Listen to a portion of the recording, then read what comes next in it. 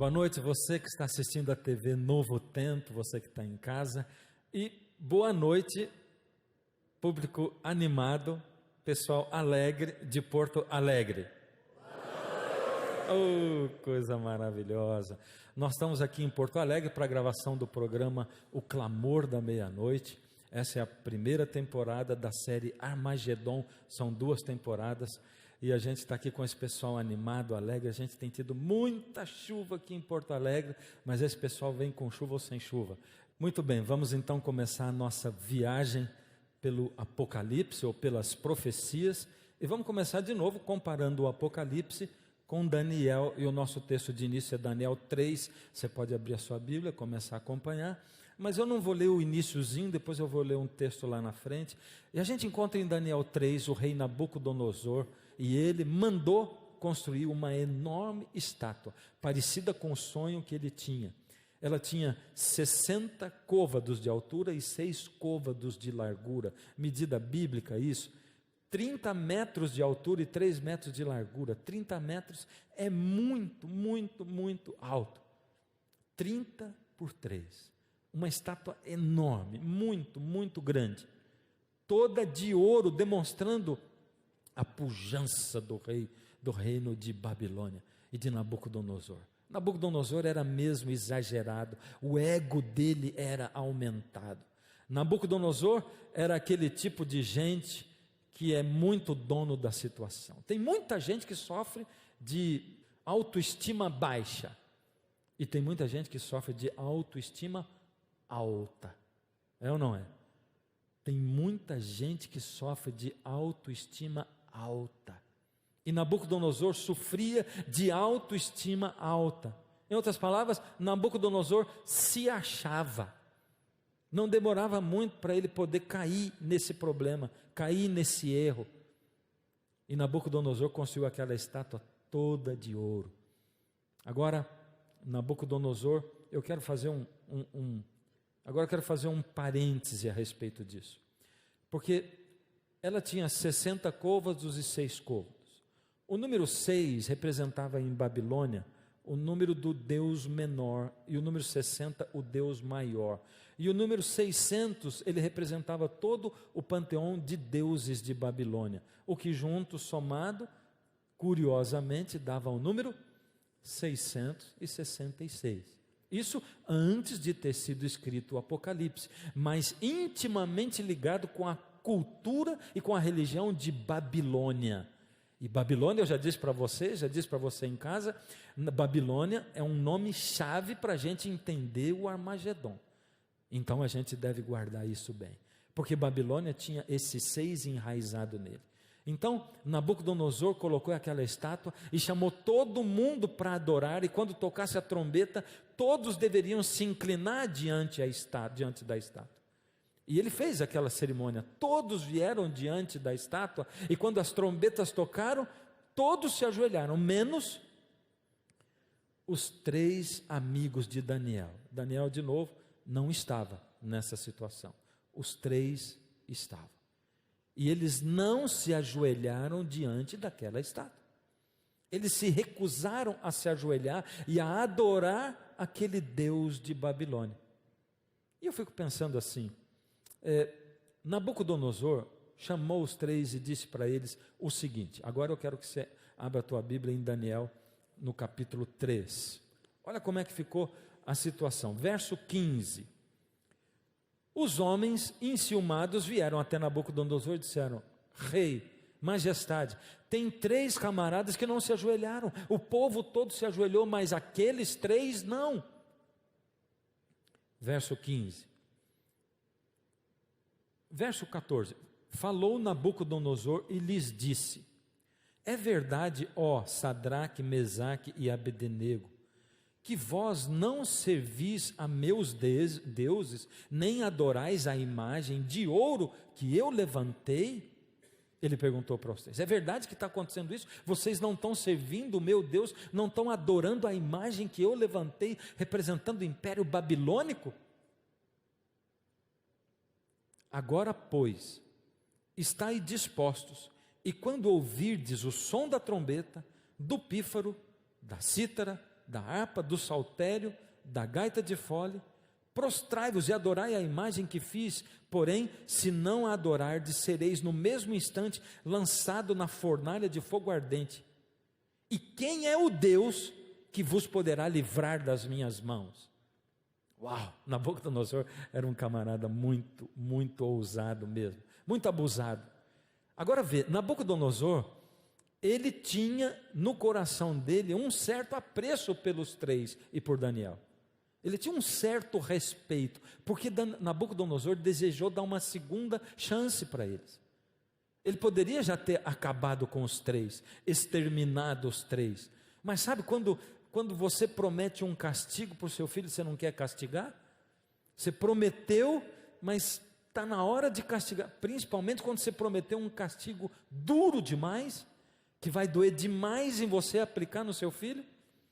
Nabucodonosor tinha prometido um castigo duro demais, por isso estava doendo nele aplicar aquilo. Então ele chamou os três, fez uma pergunta, deu uma dura nos três, e ele fez um apelo, e depois do apelo ele prometeu o castigo de novo. Ele diz: eu vou dar mais uma chance para vocês, vai de novo tocar todos os instrumentos, a orquestra do Palácio Real vai tocar, mas quando a orquestra do palácio tocar, por misericórdia, se ajoelhem e adorem, se prostrem diante dessa imagem, porque se vocês não fizerem isso, eu vou ter que jogar os três dentro da fornalha de fogo ardente. Ele tinha uma fornalha lá, que eu não sei se era uma fornalha que servia só para punir as pessoas, os malfeitores, os ladrões, ou aqueles que iam contra a vontade do rei, ou se ela era utilizada para algum outro tipo de coisa, para fundição. Agora, o interessante é a resposta que eles dão para Nabucodonosor. Vamos ler de novo. Dá uma olhada aqui, verso 16. Responderam Sadraque, Mesaque e Abdenego: ó Nabucodonosor, quanto a isso, não precisamos responder. Se o nosso Deus, a quem servimos, quer livrar-nos, Ele nos livrará da fornalha de fogo ardente e das tuas mãos, ó rei. Se não, fica sabendo, ó rei, que não serviremos a teus deuses, nem adoraremos a imagem de ouro que levantaste. Olha só, Nabucodonosor jogou os três lá dentro. Sabe, eu fico impressionado com a resposta dos três. Porque eles primeiro disseram: Nabucodonosor, se Deus quiser nos tirar, Ele vai nos tirar. Isso era fé de que Deus tinha poder para tirá-los. Depois eles disseram: mas se Deus não quiser tirar, a nossa opinião não vai mudar em nada. Ele é que sabe. Olha, essa fórmula Jesus repetiu quando ele ensinou o povo a orar. Lembra disso? Os discípulos disseram assim: Senhor, ensina-nos a orar. Ele ensinou a oração do Pai Nosso. Pai Nosso que estás no céu e tal. E quando chegou lá, no fim diz assim: seja feita a tua vontade, assim na terra como no céu. Jesus lá no horto, quando ele estava para ser crucificado, ele orando, diz: Pai, se possível afasta de mim esse cálice sem que eu o beba. Ele estava desesperado porque ele carregava o peso do pecado do mundo. Ele diz: contudo, seja feita a tua vontade. E tem gente, cristão, que se sente menorizado, se sente menosprezado, se sente diminuído quando vai num leito de hospital orar e ora assim: Senhor, eu te peço a cura por esta pessoa. Eu te peço, Senhor, que estendas a mão, que toques na doença, como tu fizestes quando estivesses aqui na terra, Senhor. Eu te peço isto. Contudo, que seja feita a tua vontade. Tem gente que acha que ter fé é ordenar e Deus obedecer. Você entende que isso não aparece na Bíblia? Ah, mas os discípulos passaram ali na frente do templo e tinha um aleijado ali e diz assim: me cura por favor, por misericórdia. E diz: o que eu não tenho nem ouro nem prata, mas o que eu tenho te dou. Em nome de Jesus, levanta, toma a tua cama e anda. É porque Jesus tinha imbuído os dois através do seu Espírito e tinha dito: cura, ordena que eu vou curar essa pessoa, eu vou fazer com que ele levante. Foi isso que aconteceu. Entende? Nós não podemos mandar em Deus. Essa é a receita. Se Deus quiser fazer, Ele tem poder para fazer, mas se Ele não quiser fazer, não tem problema. Minha opinião não muda. Eu confio que Deus vai fazer o que é melhor para mim. Deus, Ele sempre vai pensar em nós em termos de vida espiritual. Deixa eu perguntar para você, o que é mais importante, o material ou o espiritual? Vou perguntar de novo, o que é mais importante, material ou espiritual? Tem certeza? Sim. Então me ajuda a colocar em ordem de prioridade, a família, o trabalho e Deus. Primeiro. Segundo. Terceiro. Quanto tempo você dedica por dia para Deus, quanto para a família e quanto para o trabalho? E aí você vê que a gente faz assim, ó. Trabalha um monte para a família e Deus se sobrar. É ou não é? Hã? E quando a gente fala com Deus, a gente vive pedindo coisa material para Ele. A gente vive pedindo emprego, vive pedindo pela saúde, vive pedindo isso. A gente não consegue nem desenvolver um relacionamento com Deus, oração. Não consegue nem falar com Deus direito, se não for pedindo e agradecendo, pedindo e agradecendo. Já experimentou fazer uma oração sem pedir nem agradecer nada para Deus? Já experimentou? Se não experimentou, experimenta. Vai para casa hoje e experimenta falar com Deus 3 minutos sem pedir nem agradecer nada. Você vai ver que você vai ficar mudo 3 minutos. Porque você só aprendeu a pedir e agradecer para Deus. Agora, fala para mim, eu digo que Deus quer se relacionar com você e comigo como um marido se relaciona com a esposa, certo? Agora imagina que minha esposa acordasse de manhã e eu também, e o meu relacionamento com ela fosse só pedir e agradecer. Eu dissesse: bom dia, querida esposa, muito obrigado por ter passado essa noite ao meu lado. Por favor, você pode me preparar o café da manhã? Aí depois acaba o café, eu digo: muito obrigado pelo delicioso café da manhã que você preparou para mim. Será que eu vou voltar na hora do almoço? Será que você poderia também preparar o almoço para que eu pudesse almoçar e desfrutar da tua presença ao meu lado? Você acha que o meu casamento ia durar 30 anos? E o seu? Mas com Deus a gente se relaciona assim. Oh Pai, muito obrigado, muito obrigado, muito obrigado. Agora eu te peço, eu te peço, eu te peço, eu te peço. E olha, eu acho que Deus lá de cima, quando Ele vê que alguns de nós vamos orar, Ele diz assim: lá vem aquele chato, não vou aguentar. Ele não fala outro assunto. E tem mais, todos os dias são os mesmos agradecimentos e os mesmos pedidos. Ele não sai nem do mundinho dele. Não ora nem pela cidade dele, nem pelo país, nem pelo mundo, nem pelas pessoas que estão passando necessidade, refugiados. Não ora por ninguém. Ele só ora pelo mundinho dele, assim. E acha que está falando comigo. Ele acha que é meu amigo. Daniel conversava com Deus 3 vezes ao dia, que é quando ele parava, mas o tempo todo ele estava em comunhão com Deus. Esses homens aqui também. Eles tinham intimidade com Deus.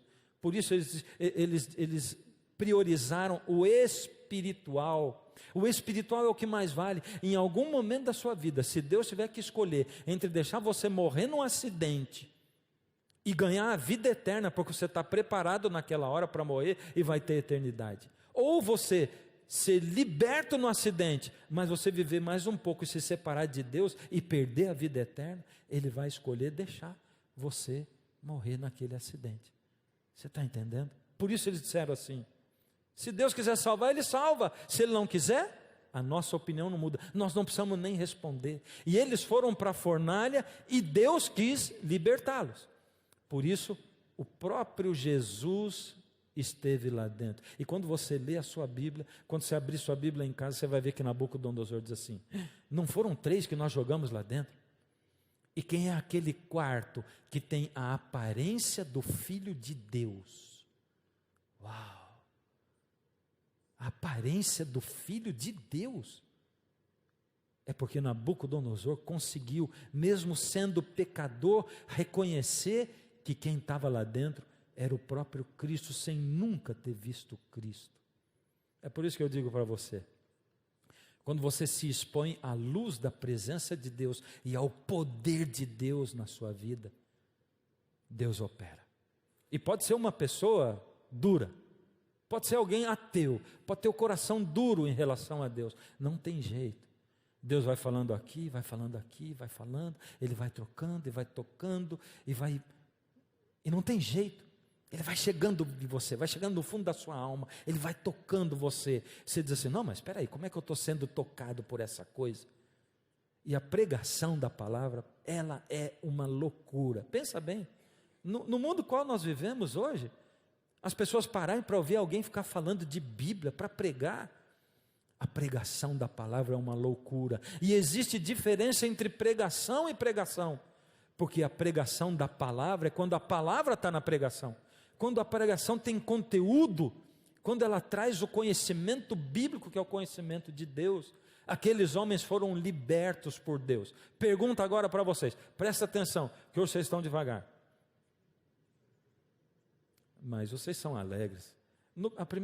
Olha, quando eu disse boa noite, vocês responderam tão forte. Deixa eu perguntar agora para vocês, vamos lá. Você acha que hoje, na época que nós vivemos, eu não vou fazer agora essa pergunta, vou fazer depois. O presidente Barack Obama, ele esteve visitando a China, aí 3 anos atrás, 2012. Olha o que ele declarou lá. Ele esteve com um grupo de estudantes chineses. E junto com aqueles estudantes ele diz assim, ou melhor, foi no ano 2009. Nós não buscamos impor nosso sistema de governo, mas não acreditamos que os princípios que defendemos são exclusivos da nossa nação. A liberdade de expressão e religiosa, ele está dizendo assim, a liberdade de expressão religiosa, o acesso à informação e a participação política, nós acreditamos que são direitos universais. Vou parar aqui um pouquinho. Ele está dizendo que os Estados Unidos acham que a liberdade religiosa é um direito universal. As outras também estão lá. Mas como nós estamos falando de Bíblia, de Deus, de adoração a Deus, então ele está declarando que o país dele acha que a liberdade religiosa é um direito universal. Ele diz também que deveriam estar acessíveis a todas as pessoas, incluindo minorias étnicas e religiosas, nos Estados Unidos, na China ou em qualquer outra nação. Agora eu vou fazer a pergunta que eu queria fazer para você. Você acha que seria possível hoje, no século 21, se prepara para responder, hein? Você acha que seria possível os Estados Unidos da América, junto com o resto do mundo, eles proclamarem uma lei mundial, um decreto, obrigando as pessoas a adorar algo ou alguém sob pena de perseguição ou até mesmo pena de morte? Sim ou não? Sim. Mas como? Depois de tudo isso que ele falou ali. Se a Constituição norte-americana é baseada na liberdade. E o pior, eu achei que ia dar pelo menos uma dissensão, mas não teve. Todo mundo falou que acha que sim.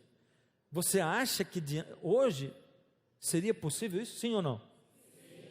É? Poxa. Baseado no que você acha isso? Não no que eles pregam, não no que eles falam. Mas vamos para Apocalipse capítulo 13. Vamos lá.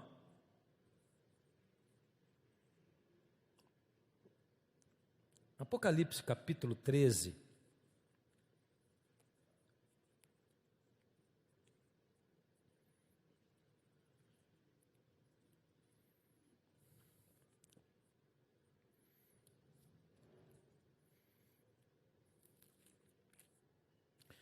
Aqui em Apocalipse 13 tem algumas declarações fantásticas. Dá uma olhada nisso. Olha, a todos os pequenos e os grandes, os ricos e os pobres, os livres e os escravos, faz que lhes seja dada certa marca sobre a mão direita ou sobre a fronte.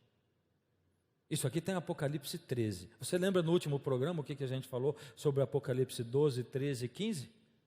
O centro da Bíblia, o auge, o clímax do grande conflito entre o bem e o mal. Veja só, nós lemos sobre o Armagedon, estamos estudando sobre o Armagedon. Já descobrimos que o Armagedon vai ser o clímax do grande conflito entre o bem e o mal. Mas o Apocalipse 12 e 13, eles revelam para nós o que vai acontecer, o contexto mundial nos nossos tempos e que vai levar ao Armagedon. Primeiro, vou fazer uma pergunta que é a sua opinião. Você acha que o Armagedon, ele é uma guerra física, material, ou ela é uma guerra espiritual que vai acontecer no fim? Física ou espiritual? Nós vamos desvendando isso, mas você respondeu certo. Ela é uma guerra espiritual. Não tem a ver com terceira guerra mundial, não. E aqui está dizendo, nesse texto está dizendo que em algum momento da história, daqui a pouco, os poderes do mundo vão impor a todos, os pequenos e os grandes, os pobres, os ricos, os livres, os escravos. Vai impor que essas pessoas tenham uma marca e que vai impedir de comprar ou vender aqueles que não tiverem essa marca, para que ninguém possa comprar ou vender, senão aquele que tem a marca, o nome da besta ou o número do seu nome. Olha só, é uma imposição, é uma marca, é uma lei, é um decreto que tolhe as pessoas e faz com que elas adorem a certa coisa que nós não vamos ver hoje. Mas se você leu o Apocalipse 12 e 13, e eu recomendo você ler o Apocalipse 12 e 13, e você vai ver um monte de coisa que vai deixar você curioso ali, e você vai ver a coisa se desvendando. Mas vamos então voltar no Apocalipse 12, para ver como se chega a esse ponto de impor, de colocar essa marca, esse decreto. Ali diz o seguinte: e o dragão se deteve em frente da mulher que estava para dar à luz, a fim de lhe devorar o filho quando nascesse. Lembra que nós estudamos isso no último programa? Quem é o dragão? Quem é o dragão? Satanás. E quem é a mulher? É a igreja, que estava ali sendo representada por Maria, que foi quem deu a luz a Jesus, mas a mulher é a igreja pura. Então, ela está grávida de um filho, vai nascer Jesus, vai surgir o cristianismo. O dragão parou na frente da mulher esperando que ela tivesse o filho para devorar o filho dela quando esse filho nascesse. Agora, ali no Apocalipse 12 vai mostrando que o dragão tentou perseguir a mulher, ele tentou devorar, mas ele não conseguiu, e nós vamos ainda voltar nesse detalhe nos próximos programas para você ir entendendo. Mas aí diz que o dragão em certo momento desistiu de perseguir a mulher em si, e foi fazer o quê? Decidiu de perseguir o filho da mulher que estava no ventre, porque ele foi levado para o céu. E diz: irou-se o dragão contra a mulher, e foi pelejar com os restantes da sua descendência. O dragão antes estava parado na frente da mulher, esperando que ela tivesse o filho para devorar o filho. O Apocalipse diz: o filho dela nasceu e depois foi levado para o céu. O filho dela é Jesus, que nasceu, viveu nesse mundo e foi para o céu. O dragão desistiu de perseguir o filho e agora ele veio para perseguir então a mulher. Mas quem é a mulher mesmo? É a igreja. Ele foi perseguir a mulher, os restantes da sua descendência. Espera aí.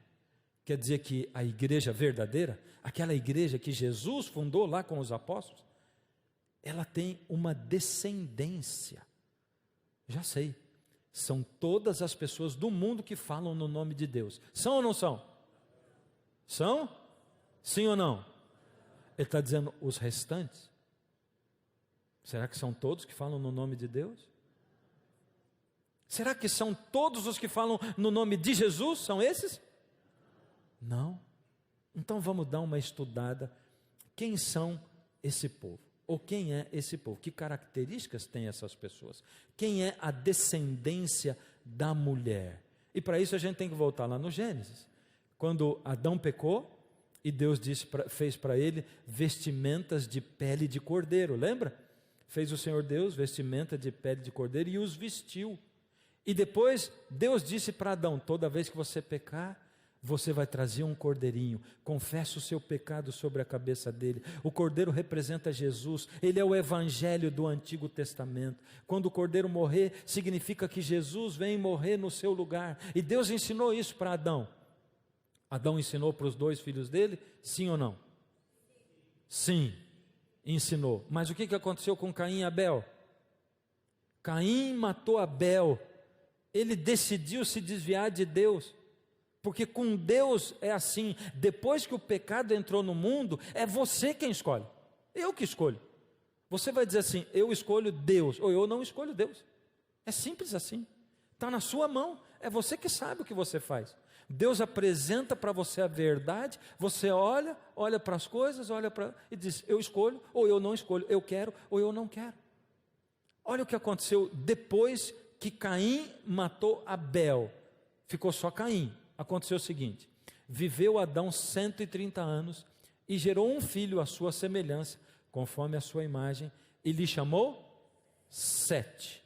Então, depois de 130 anos, Adão teve um outro filho e chamou esse filho de Sete. Olha o que aconteceu logo em seguida.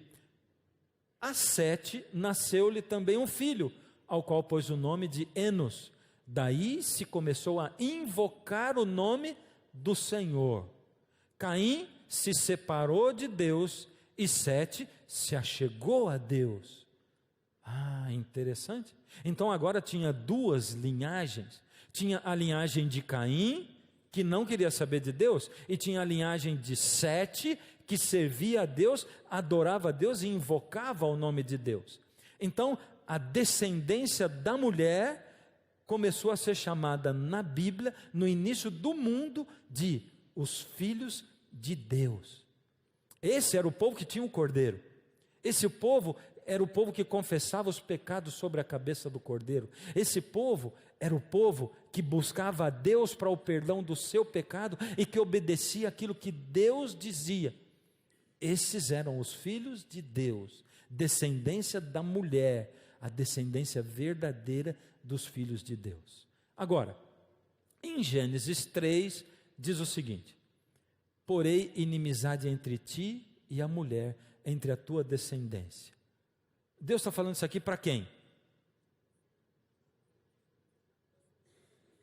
Deus está falando isso aqui para quem? Para a serpente. Quando Adão pecou, Deus foi falar com a serpente e disse: eu vou pôr inimizade, serpente, entre você e a mulher, entre a tua descendência, serpente, e o descendente da mulher. Eu não coloquei o resto ali, só coloquei a tua descendência, porque eu quero ressaltar que não é só a mulher que tem descendência. Quem também tem descendência? A serpente. Satanás tem os seus filhos, o seu descendente. E quem são os descendentes de Satanás? Vamos lá, Gênesis 4, a gente encontra o seguinte: aconteceu que no fim de uns tempos, trouxe Caim do fruto da terra uma oferta ao Senhor. É aquela mesma história do último programa, Caim trazendo o sacrifício. Deus tinha pedido o que mesmo? Vamos lá de novo, meu povo. Deus tinha trazido o que, pedido o quê? Cordeiro, porque o cordeiro representava Jesus. Abel trouxe o quê? Cordeiro. E Caim trouxe o quê? Frutos da terra. E aqui vem uma lição simples para nós. A lição é assim: por que você vai dar para Deus uma coisa diferente daquilo que Ele pediu? Você entende? Deus tem um propósito para pedir cada coisa. É um propósito eterno. Pode ser que às vezes a gente não entenda esse propósito. Tem coisas que Deus pede que a gente não entende na hora. Mas se Deus disse sim, não diga não. E se Deus disse não, não diga sim. Vou dar um exemplo. Quando Deus chamou Abraão, por exemplo. Quando Deus chamou Abraão, Ele disse assim: Abraão, eu vou fazer um pacto espiritual com você. E no final do pacto Deus diz assim: agora Abraão, para selar o nosso pacto, você e todos os homens vão ser circuncidados. Uau! Se eu fosse o Abraão, sabe o que eu ia pensar? Senhor, o que uma coisa tem a ver com a outra? O Senhor faz um pacto espiritual e todos os homens têm que ser circuncidados. Senhor, leve em consideração que não inventaram nem o bisturi ainda. O povo está usando pedra para fazer esse negócio aí. Você entende? Dá para entender o porquê disso? Agora, hoje, se você pegar os estudos científicos, médicos vão dizer que o povo que tem menor índice, as mulheres menor índice de câncer de colo do útero, são as judias, porque os maridos são circuncidados. Deus queria cuidar da descendência de Abraão, e Abraão, mesmo sem entender na hora, ele fez, mas Deus tinha um propósito. Então Deus disse, é o cordeiro, e Caim não quis dar o cordeiro. Ele foi e matou o irmão dele com raiva. Retirou-se Caim da presença do Senhor, depois que matou Abel, e habitou na terra de Nod, ao oriente do Éden, e coabitou Caim com a sua mulher, e ela concebeu e deu à luz a Enoque. Qual é o nome do primeiro filho de Caim? O nome do primeiro filho de Caim? Enoque. Vou perguntar de novo. Qual é o nome do primeiro filho de Caim? Enoque. Mas peraí, eu tenho uma pergunta para você. Com que mulher Caim casou? Com que mulher ele casou? Se ele matou Abel, não tinha mais ninguém. Ele foi para a terra de Nod, disse que ele casou e teve um filho com o nome de Enoque. E você sabe que tem muita gente que se pega nessas coisinhas tão simples. Vou dizer uma historinha para você, rapidinho. Meu nome é Fernando, estou com 52 anos. Mas eu conheci a minha esposa quando a gente tinha 15 anos de idade. E a gente namorou, foi numa cidade chamada Sorocaba, e nós temos 3 filhos. Nosso mais velho é casado, do meio também, e o mais novo também. Você entendeu que tudo isso que aconteceu na minha vida foi esse ano ou não? Não? Por quê? Porque você entendeu que, lógico, eu comecei com 15 anos, e que ao longo dos anos isso aconteceu, e eu tenho 52. Quer saber quanto tempo os homens viviam naquela época? Eu peguei só 3 exemplos aqui, tá? Você pode pegar qualquer um lá em Gênesis 5. Todos os dias de Cainã foram 910 anos. Todos os dias de Malael foram 895 anos. Todos os dias de Jared foram 962. Está vendo aquele de 895 ali? Quando ele morreu, o povo diz assim, tão jovem. É ou não é? Porque ele era o mais novinho, mas morreu com 895 anos. Agora você imagina, ali diz que o Caim foi embora, e depois a Bíblia diz que Adão, ele viveu com Eva e gerou filhos e filhas. E Caim podia ter voltado para lá depois, com seus 400 anos, que ele ia estar na metade da vida, seria um ser humano na idade de uns 40 aí. E ele voltou, pegou uma sobrinha da 5ª, 6ª, 11ª geração, casou com ela e levou, e aí foi gerar os filhos dele. Você entendeu isso? Agora, tem gente que quer derrubar a Bíblia inteira por causa de uma coisa dessa. A gente tem que pensar. Deus deu a cabeça da gente para pensar, e tem que estudar a Bíblia. Não podemos ser levados pelo que os outros pensam.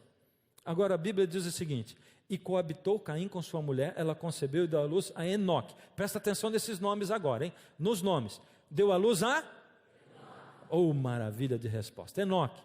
Enoque teve Irade. Irade teve um filho chamado Meujael. Meujael teve um filho chamado Metusael. E Metusael teve um filho chamado Lameque. Olha o que esse Lameque aprontou. É um tataraneto do Caim. Lameque tomou para si 2 esposas, já começou por aqui. E disse Lameque às suas esposas: matei um homem, porque ele me feriu, e um rapaz, porque me pisou. Olha o Lameque. A diferença entre Sete, filho de Adão, e diz: Sete nasceu e começou a se adorar o nome do Senhor. E a descendência de Caim, matando, que foi o que Caim fez. Caim separado de Deus, a descendência de Sete com Deus. Então, os descendentes de Caim eram os filhos dos homens. Como era chamada a descendência de Sete na Bíblia mesmo? Não esqueceram. Filhos de Deus. Vamos falar de novo? Como era chamada a descendência de Caim? Troquei para pegar você, né? Tá vendo? Então vamos agora no certo. O nome da descendência de Sete? Descendência de Caim? Isso. Agora vamos ver o que aconteceu na Bíblia com relação a isso. Lembra, a descendência da mulher, como é que foi? A Sete nasceu-lhe também um filho, ao qual pôs o nome de Enos. Daí se começou a invocar o nome do Senhor. Diferença. Agora vamos ver. Em Gênesis 6, verso 2, diz assim: vendo os filhos de Deus, que eram descendentes de quem? Sete. Vendo os filhos de Deus, que as filhas dos homens eram filhas descendentes de quem? De Caim. Os filhos, os descendentes de Sete, filhos de Deus, começaram a se interessar pelas filhas dos homens. Eram formosas, tomaram para si mulheres, as que entre todas mais lhe agradaram. Ou seja, eles foram se misturando por casamento. E eles misturaram os filhos de Deus com as filhas dos homens. Satanás, dificilmente ele vai chegar para você e vai dizer assim: toma aqui um copo de veneno, toma porque ele é muito gostoso. Você vai morrer, mas vai ter 30 segundos de prazer. Mas é um prazer incomparável. Você não vai tomar aquilo, nem por todo o prazer do mundo. Ele pega o veneno e reveste de açúcar. Ele pega o veneno e frita ele. E tudo que é frito é bom, é ou não é? Tudo que tem açúcar é bom, é ou não é? É bom, mas faz mal, é ou não é? Outro dia eu estava vendo um documentário onde o pessoal lá do não sei que país comia aranha frita. Eu digo, deve ser gostoso, porque tudo que é frito é gostoso.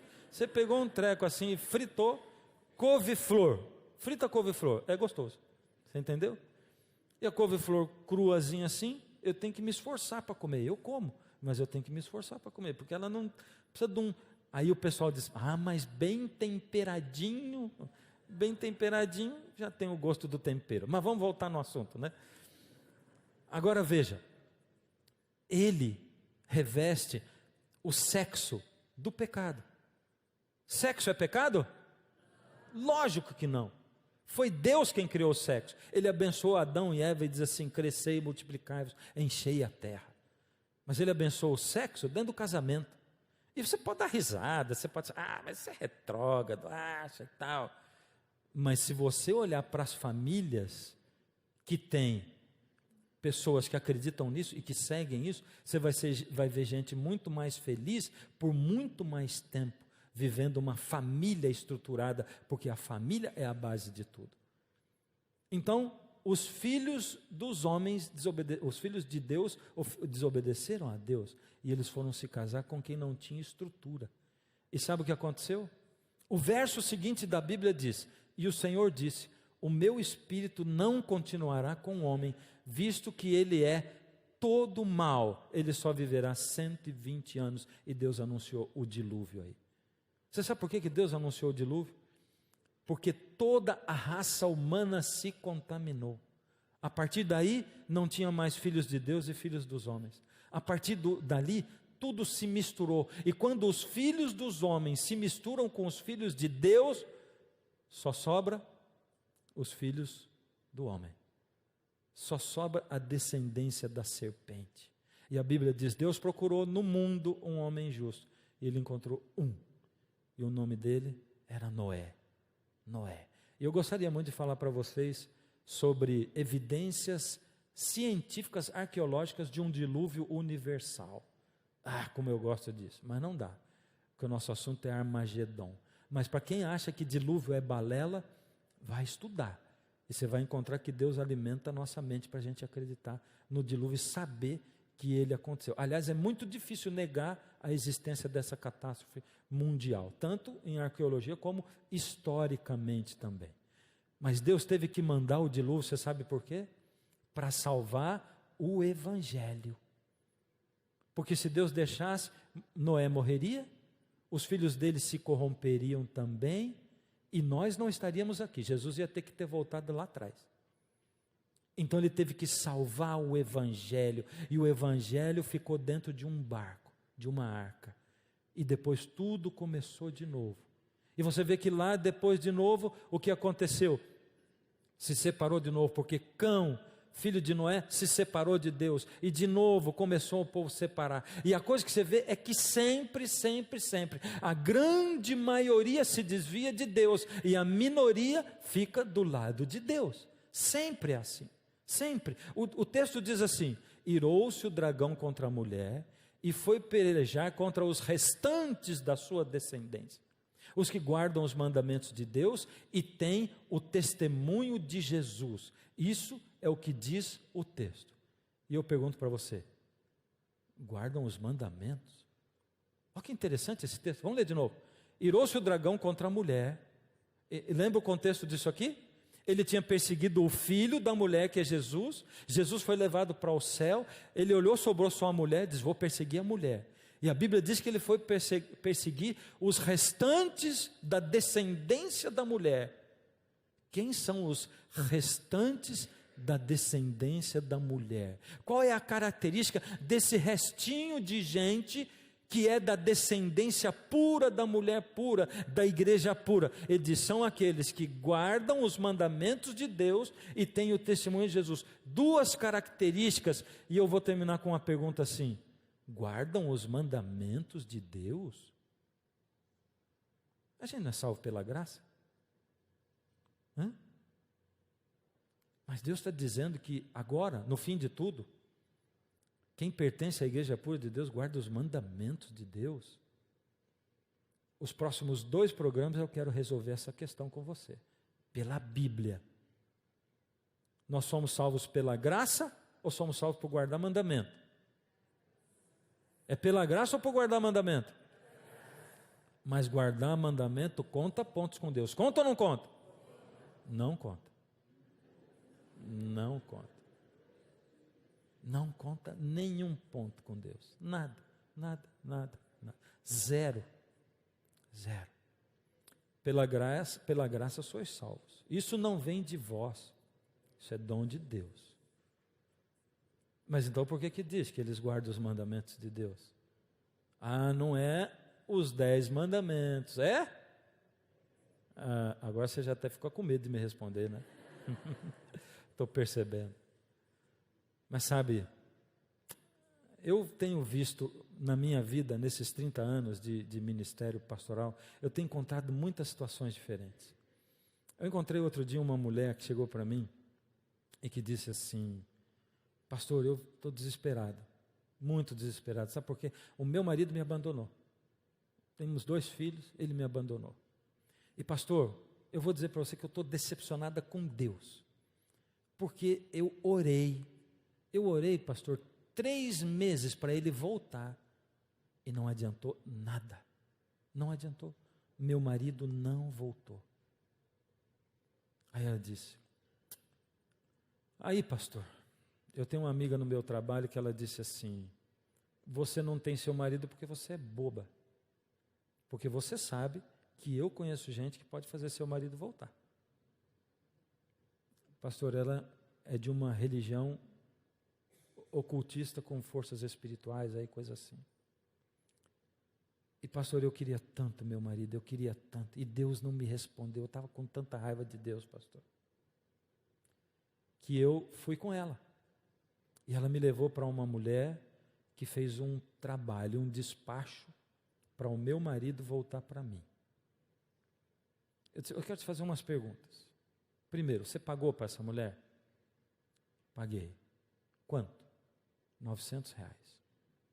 Uma mulher muito pobre. Eu disse: você tinha esse dinheiro? Eu fiz um empréstimo para pagar. Deixa eu te perguntar uma outra coisa. Quando você casou com seu marido, vocês se davam bem? Ela abaixou a cabeça. A gente brigava um monte. Mas eu forcei ele a casar comigo, porque eu disse: quando a gente casar vai dar certo. Tá. Bom. Aí ela disse, fez o despacho, e aconteceu um negócio incrível, pastor. Primeira coisa, meu marido ligou para mim e disse assim: você não vai acreditar, desesperado. Roubaram o som do meu carro, de dentro do carro, sem arrombar a porta. Ele simplesmente sumiu de lá. Ele não sabia. E ela diz assim, eu ouvi aquilo, pastor, e por dentro eu ri, porque eu já sabia que estava dando certo o que eu tinha feito. Passou 2 finais de semana e o meu marido veio para casa, ela disse. Ele veio, pastor, veio com mala e tudo. Ele veio e disse, eu vim para ficar com você. Só que, pastor, ele estava muito, muito, muito estranho. Sabe como é que ele estava? Ele estava atordoado. Ao mesmo tempo que ele diz assim, não tenha medo, eu não vou embora nunca mais. Daqui a pouco ele suspirava, ele dizia assim, mas eu não queria estar aqui, eu não sei por que eu estou aqui, mas eu não vou sair daqui. Fica tranquilão você, mas eu não queria estar aqui. Puxa, E ele começou o final de semana, sexta, sábado foi o sábado insuportável, domingo foi insuportável. Quando chegou no fim do domingo, eu disse para ele, eu quero te dizer um negócio, eu não quero você aqui assim, eu não quero, vai embora, eu não quero você mais. Eu disse, pastor, eu nunca pensei que eu diria isso para o meu marido, nunca. Mas o que me adiantava, pastor? Eu não tinha prazer de ter o meu marido dentro de casa, porque ele não queria, ele estava sofrendo, e ele estava me fazendo sofrer, e aquilo estava insuportável. Aí, eu procurei a minha amiga e disse, preciso ir na mulher para desfazer o que eu fiz. Aí nós fomos, e a mulher disse, não, agora você vai me dar mais 700, que eu descobri que ele tem uma amante, e eu vou fazer contra ela. E se você não quiser, tudo que eu fiz vai recair contra você. E ela teve que arrumar mais 700 reais. Aí, ela me disse, desesperada, o que eu faço para me livrar disso? O que eu faço? Sabe, aqui, nessa história, estão envolvidas muitas coisas. Primeiro que o poder de Deus é real e do inimigo também é um poder real. Ele é vencido. Porque a Bíblia fala, por exemplo, da história do endemoniado gadareno. E diz que quando Jesus chegou no lugar, aquele homem que era dominado por uma legião de demônios, ele veio correndo, Jesus disse, como é teu nome? Ele disse, meu nome é legião porque somos muitos. Né? Agora, aquela legião de demônios não foi capaz de impedir que aquele homem corresse para o encontro de Jesus. Quando ele tentou falar, ele não conseguiu falar, quem falou foi o demônio. Mas ele estava na presença de Jesus. E ele não conseguiu impedir que Jesus fosse até ele também. E aquele homem foi curado sob a palavra de Jesus. Os demônios foram expulsos. Agora, isso impressiona muito a gente, né? Uau, que história, que conversa, poderes espirituais. Sabe que Satanás ele é mais perigoso quando ele não está assim, presente. Porque desse aí, você foge.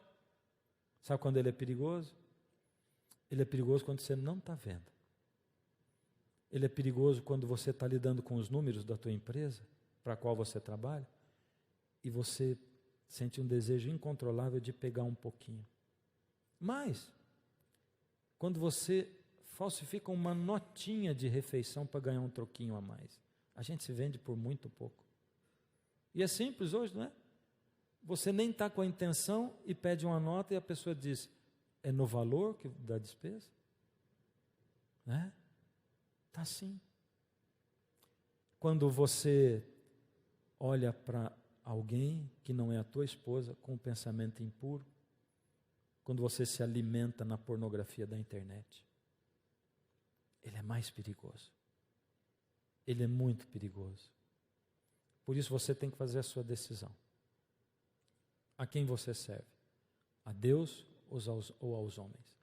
O texto diz, não tem jeito de adorar ninguém mais a não ser Deus. Ele tem que ser o Senhor da sua vida. O Senhor da sua vida.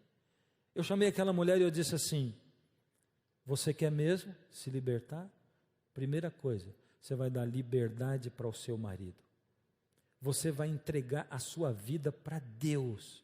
E vai deixar Deus dirigir. Vai parar de querer mandar na sua vida e vai deixar Deus dirigir. E vai começar a ensinar os teus filhos no caminho de Deus também. Você quer isso? Eu quero, pastor, eu faço qualquer coisa. Oramos juntos. E a partir dali, tudo acabou e voltou à normalidade. Sabe por quê? Porque Deus nunca escraviza ninguém. O inimigo, sim. Ele tenta escravizar você, diz: agora você não sai daqui. Agora você não sai. Você está preso. Para tirar esse despacho, só fazendo um pior. E aí você está metido no meio da coisa também. Você entende? Deus não escraviza, não amedronta. Por isso você pode sim vir aqui, pode ligar a TV, estar na presença de Deus, ser chamado por Deus e rejeitar Deus. Sabe o que ele vai fazer? Ele vai se entristecer, mas ele vai deixar você ir embora. Na parábola do filho pródigo, Jesus disse que o pai deixou o filho ir embora e ainda deu a parte da herança. Ele não vai amaldiçoar você financeiramente, como andam falando nos púlpitos, não. Ele vai deixar. Ele vai deixar. Por isso você corre o risco de vir até a presença de Deus e negar Deus. Você corre esse risco. Ninguém mais nesse universo é digno de louvor, de adoração, da sua honra, do seu culto, a não ser Deus. E eu sei que para muitos pode ser cedo ainda. Pode ser cedo para você tomar uma decisão e dizer assim: eu confio no Senhor, eu sou teu, eu vou servir só ao Senhor. Mas você pode fazer uma decisão de: eu quero chegar a isso. E o Senhor vai me ajudar. E Deus é assim tão maravilhoso que Ele aceita isso. E Ele ajuda você a isso. Mas hoje eu tenho um convite muito especial para você. Hoje eu tenho um apelo muito especial para você. Meu apelo é assim: facilmente você pode ser enganado por alguém, se você não tiver conhecimento da palavra. E eu quero saber quantos de vocês que estão aqui que gostariam de conhecer a Bíblia melhor, para não ser enganado. Estudar a Bíblia. Estuda a Bíblia. Vai tomar uma decisão, vai dizer assim: eu quero estudar a Bíblia. E você de casa também. Você vai fazer o pedido para Novo Tempo, para a escola bíblica, por número que você vê na tela. Você vai fazer esse pedido e vai receber um curso na sua casa. E você que está aqui também vai fazer o pedido aqui e vai receber o curso na sua casa. Deus está chamando você para colocá-lo em primeiro lugar. Mas para colocar em primeiro lugar tem que conhecer e tem que amar Deus. Então você vai sair daí e vai vir aqui. Eu quero orar com você e no final nós vamos dar para você o meio para você receber na sua casa esse curso da Bíblia para você estudar. Tá bom? Tá certo? Eu vou cantar uma música agora. Essa música é uma música que a gente canta muito na igreja.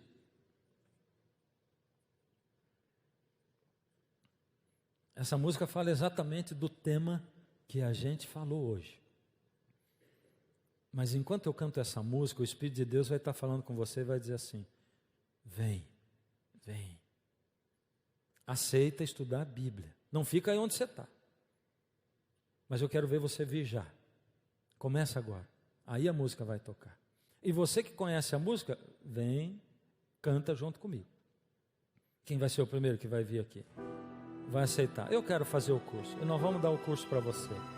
Vamos mandar para você na sua casa, onde quer que seja. E com isso você vai estar dizendo: Senhor, o Senhor é o rei da minha vida. E você em casa, durante a música, canta comigo.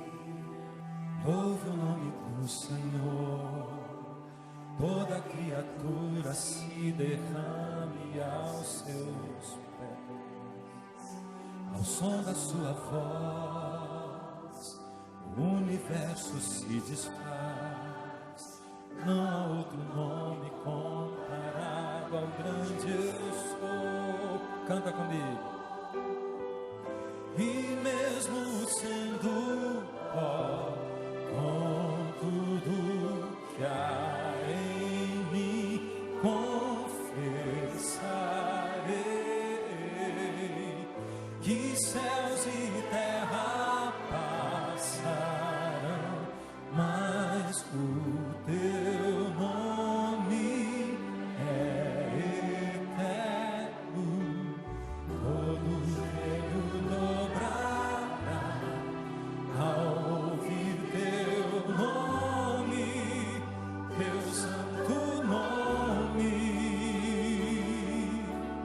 Todo ser confessará, louvado seja o teu nome.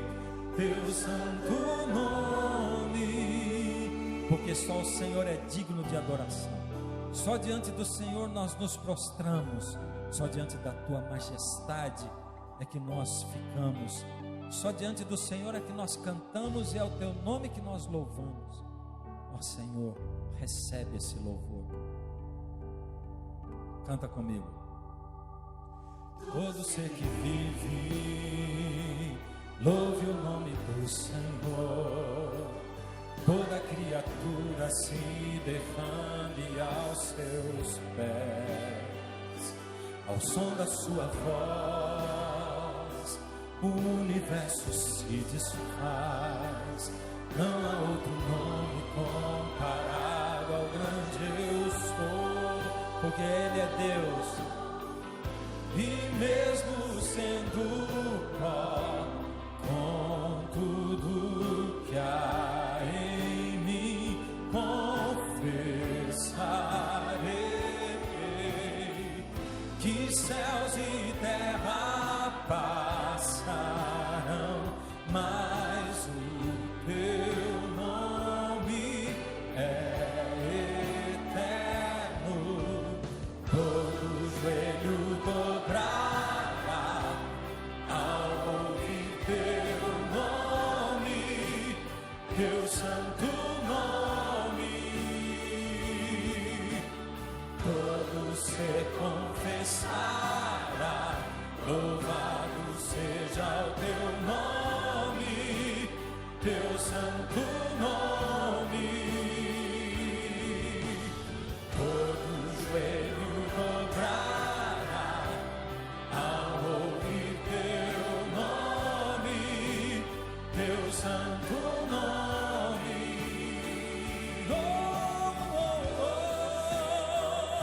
Ó Senhor, nós confessamos que o Senhor é o nosso Deus.